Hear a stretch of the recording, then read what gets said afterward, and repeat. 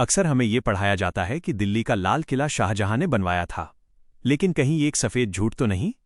दिल्ली का लाल किला शाहजहां के जन्म से सैकड़ों वर्ष पूर्व महाराज अनंगपाल तोमर द्वितीय द्वारा दिल्ली को बसाने के क्रम में ही बनाया गया था।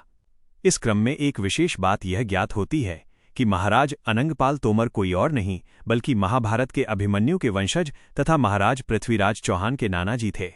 लाल किले का असली नाम लाल कोट है, जिसे महाराज अनंगपाल द्वितीय द्वारा सन 1060 ईस्वी में दिल्ली शहर को बसाने के क्रम में ही बनवाया गया था, जबकि शाहजहां का जन्म ही उसके सैकड़ों वर्ष बाद 1592 ईस्वी में हुआ है। दरअसल शाहजहां ने लाल किला को बनाया या बसाया नहीं, अपितु इसे बुरी तरह से नष्ट करने की असफल कोशिश की थी ताकि लाल किला स्वयं उसके द्वारा बनाया साबित हो सके। लेकिन सच सामने आ ही जाता है। साक्ष्य परीक्षा। इसका सबसे बड़ा प्रमाण तो यही है कि तारीख़ फिरोज शाही के पृष्ठ संख्या 160 में लेखक लिखता है कि सन 1296 के अंत में जब अलाउद्दीन खिलजी अपनी सेना लेकर दिल्ली आया तो वो कुश के लाल यानी लाल महल की ओर बढ़ा और वहां उसने आराम किया। सिर्फ इतना ही नहीं, अकबरनामा में इस बात के वर्णन है कि महाराज अनंगपाल ने ही एक भव्य और आलीशान दिल्ली का निर्माण करवाया था। शाहजहां से 250 वर्ष पूर्व ही 1398 ईस्वी में एक अन्य आक्रांता तैमूर लंग ने भी पुरानी दिल्ली का उल्लेख किया हुआ है। यहां तक कि लाल किला के एक खास महल में वराह यानी सूअर के मुंह वाले 4 नल अभी भी लगे हुए हैं। इस्लाम में सूअर हराम है, उनका यहाँ क्या काम? वराह विष्णु अवतार का प्रतीक चिन्ह है जो सनातन का प्रमाण है। किले के एक द्वार पर बाहर हाथी की मूर्ति अंकित है, क्योंकि राजपूत राजा हाथियों के प्रति अपने प्रेम के लिए विख्यात थे, जबकि इस्लाम जीवित प्राणी की मूर्ति का विरोध करता है। लाल किले का सच। यही नहीं, लाल किला के दीवाने खास में केसर कुंड नाम से एक कुंड भी बना हुआ है, जिसके फर्श पर हिंदुओं के पूज्य कमल पुष्प अंकित हैं।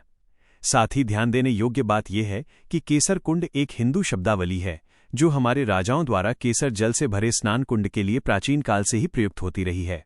उल्लेखनीय तथ्य ये है कि मुस्लिमों के प्रिय गुंबद या मीनार का इस महल में कोई अस्तित्व तक नहीं है, चाहे वो दीवाने खास हो या दीवाने आम। इतना ही नहीं, दीवाने खास के ही निकट राजा की न्यायतुला अंकित है। दीवाने खास और दीवाने आम की मंडप शैली पूरी तरह से 984 ईस्वी के आमेर के भीतरी महल से मिलती है, जो कि राजपूताना शैली में बनी हुई है। आज भी लाल किला से कुछ ही गज की दूरी पर बने हुए देवालय हैं, जिनमें से एक लाल जैन मंदिर और दूसरा गौरीशंकर मंदिर है। दोनों ही गैर मुस्लिम हैं और शाहजहां से कई शताब्दी पहले राजपूत राजाओं के बनवाए हुए हैं। शाहजहां या किसी भी इस्लामी शिलालेख में आखिर लाल किला का वर्णन क्यों नहीं मिलता? इतिहास में कहा गया कि दिल्ली शाहजहां ने बसाई, किंतु लाल किले के आसपास के घरों की निर्माण शैली राजपूताना में है। ये कैसे संभव है कि शाहजहां ने सिर्फ लाल किला मुगल शैली में बनाया और बाकी नगर हिंदू शैली में?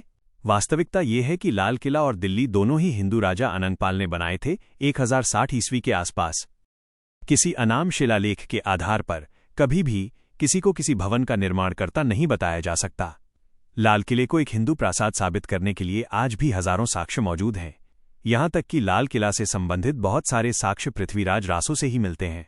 सारांश यही है, लाल किले का निर्माण शाहजहां द्वारा नहीं किया गया था, बल्कि शाहजहां ने इस पुराने महल में हेरफेर करके उसे अपना नाम देने की कोशिश की थी। सत्य को अधिक दिनों तक छिपाया नहीं जा सकता।